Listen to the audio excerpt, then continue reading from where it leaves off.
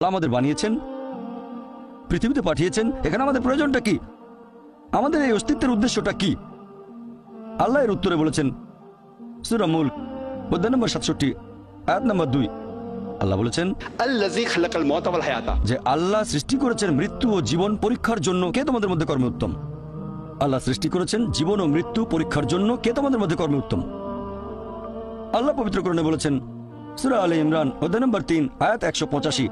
আল্লাহ বলেছেন কুল্লু নাফসিন যায়কাতুল মাউত, প্রত্যেক জীব মৃত্যুর স্বাদ গ্রহণ করবে, আর চূড়ান্ত বিচার হবে রোজ কিয়ামতের দিনে। যাকে সেদিন দোজখ থেকে রক্ষা করা হবে আর বেহেশতে দাখিল করা হবে, সেই পৃথিবীর উদ্দেশ্য অর্জনে সফল কাম। কারণ এই পার্থিব জীবন ছলনাময় ভোগ ব্যতীত আর কিছুই নয়। তার মানে এই পৃথিবীতে আমাদের ইহকাল, এটা পরকালের জন্য একটা পরীক্ষা। যদি আল্লাহ সুবহানাহু ওয়া তাআলার আদেশগুলো মেনে চলেন, তাহলে পরকালের জীবনে বেহেশতে যেতে পারবেন, আর আদেশগুলো না মানলে বেহেশতে যেতে পারবেন না, দোজখে যাবেন। তাহলে এই জীবন আমাদের অস্তিত্বের পেছনের উদ্দেশ্য। আল্লাহ বলছেন পরকালের জন্য পরীক্ষা। আর আল্লাহ পবিত্র কোরআনে বলেছেন সূরা আনকাবুত অধ্যায় নম্বর 29 আয়াত নম্বর 2 যে তোমরা কি মনে করো আমরা ঈমান এনেছি এটা বললেই তোমাদের ছেড়ে দেওয়া হবে? তোমাদের অবশ্যই পরীক্ষা নেব। যদি শুধু মুখে বলেন আল্লাহকে বিশ্বাস করি, আমি একজন মুসলিম, আমি একজন মুমিন, এটা বললেই আল্লাহ ছেড়ে দেবেন? এখানেই পরীক্ষা শেষ? আল্লাহ বলছেন তোমরা জানো না আমি পরীক্ষা করব? শুধু বললেন আমি একজন মুসলিম, শুধু মুখে বললেন আমি বিশ্বাসী, মুখে বললেন আমি আল্লাহর কাছে নিজের ইচ্ছাকে সমর্পণ করি, তাহলে আপনাকে ছেড়ে দেওয়া হবে না। আল্লাহ অবশ্যই পরীক্ষা করবেন। আল্লাহ পবিত্র কোরআনে বলেছেন সূরা বাকারা অধ্যায় নম্বর 2 আয়াত নম্বর 155 আমি অবশ্যই তোমাদের পরীক্ষা করব ক্ষুধার ভয় দিয়ে, জীবন আর ধন সম্পদের ক্ষয়ক্ষতি দিয়ে এবং ফল ও ফসলের ক্ষয়ক্ষতি দিয়ে। আর শুভ সংবাদ দাও তাদের যারা ধৈর্যশীল। আল্লাহ সবাইকে পরীক্ষা করবেন ভয় দিয়ে, ক্ষুধা দিয়ে, জীবন আর ধন সম্পদের ক্ষয়ক্ষতি দিয়ে, ফল ফসলের ক্ষয়ক্ষতি দিয়ে। আল্লাহ অবশ্যই পরীক্ষা করবেন। আর আল্লাহ এক একজনকে এক একভাবে পরীক্ষা করেন। আল্লাহ পবিত্র কোরআনে বলেছেন সূরা আনাম অধ্যায় নম্বর 6 আয়াত নম্বর 165। আল্লাহ বলেছেন যে তিনি কিছু মানুষকে অন্যদের তুলনায় বেশি মর্যাদা দান করেছেন। আল্লাহ সুবহানাহু ওয়া তাআলা কিছু মানুষকে অন্য মানুষদের তুলনায় বেশি মর্যাদা দিয়েছেন। আল্লাহ কোরআনে বলেছেন সূরা নাহল অধ্যায় নম্বর 16 আয়াত নম্বর 71 যে তিনি কিছু মানুষকে অন্য মানুষের তুলনায় শ্রেষ্ঠত্ব দান করেছেন।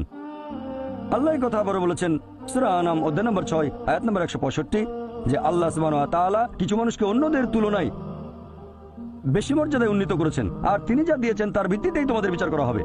এখানে অনেক লোকজন এভাবে প্রশ্ন করে আল্লাহ তাআলা এখানে সুবিচার করবেন কিভাবে? কেউ হয়তো জন্মায় গরিব পরিবারে, আবার কেউ জন্মায় ধনী পরিবারে, কেউ জন্মায় ভালো স্বাস্থ্য নিয়ে, কেউ জন্মায় অসুস্থ হয়ে।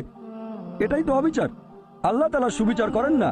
তিনি এই সব আলাদা মানুষের জন্য আলাদা বিচার করবেন কিভাবে? আমরা জানি যে পার্থিব জীবনে আছে জন্ম আর মৃত্যু, বিভিন্ন অসুখ হতে পারে, কেউ গরিব কেউ ধনী, এই সবই আসলে পরীক্ষা। আর আল্লাহ পবিত্র কোরআনে বলেছেন সূরা আনফাল অধ্যায় নম্বর 8 আয়াত নম্বর 28 আল্লাহ বলেছেন যে অবশ্যই তোমাদের ধন সম্পদ আর সন্তান সন্ততি এগুলো তোমাদের জন্য পরীক্ষা। এরপর সূরা মুনাফিকুন অধ্যায় নম্বর 63 আয়াত নম্বর 9 যে তোমাদের সম্পদ আর সন্তান সন্ততি যেন তোমাদেরকে আল্লাহ তাআলার স্মরণে উদাসীন না করে। আল্লাহ তাআলা এক একজন মানুষকে এক একভাবে পরীক্ষা করেন। আপনি যদি কাউকে জিজ্ঞেস করেন যে ভালো কাজগুলো কি কি আর ভালো কাজগুলো কি, এ ব্যাপারে আস্তিক নাস্তিক সব ধরনের মানুষই তখন বলবে ভালো কাজ হচ্ছে দান করা, নিজে সন্তুষ্ট থাকা। কয়েকটা ভালো কাজের কথা বললে দান করার থাকবে। এখন একজন মানুষ পরোপকারী কি না সেটা আল্লাহ কিভাবে পরীক্ষা করবেন? কিন্তু সবার সম্পদ যদি সমান থাকে, পরীক্ষার ব্যাপারটা তাহলে আসবে কিভাবে? পরীক্ষা তখনই নেওয়া যাবে যখন কেউ হবে ধনী আর কেউ হবে গরিব। তাই আল্লাহ তাআলা এক একজনকে এক একভাবে পরীক্ষা করেন। হয়তো কেউ জন্ম নিয়েছে ধনী পরিবারে, তাই সম্পদ অনেক বেশি, আবার কেউ জন্মায় গরিব হয়ে। তবে যে লোকটা ধনী, ইসলামিক শরিয়া অনুযায়ী ইসলাম ধর্মের একটা স্তম্ভ হচ্ছে জাকাত, যে প্রত্যেক ধনী লোক যাদের সঞ্চয় নিসাব লেভেলের উপরে 85 গ্রাম স্বর্ণ, সে প্রতি হিজরি বছরে সেই সঞ্চয়ের 2.5% জাকাত হিসেবে দান করে দেবে। সেই লোক হতে পারে লাখপতি, হতে পারে কোটিপতি। যদি সে ঠিকমতো জাকাত দেয় তাহলে সে পাবে 5 নম্বর। হয়তো সে পুরো জাকাত দিল না, সামান্য কিছু অংশ দান করলো, যা দেওয়ার কথা তার 20% দিল, যেটা দেওয়া উচিত তার সামান্য অংশ দিল, তাহলে সে ফেল করবে। আবার কেউ হয়তো জাকাতই দেবে না, একেবারেই শূন্য। আর গরিব লোককে কোনো জাকাত দিতে হবে না, সেভাবে ফুল নাম্বার। কিন্তু আমরা মানুষরা এইভাবে বলি আহা বেচারা লোকটা খুব গরিব, এই লোকটার জীবনে শুধু সমস্যা আর সমস্যা। আর ধনীদের দেখে আমরা মুগ্ধ হই।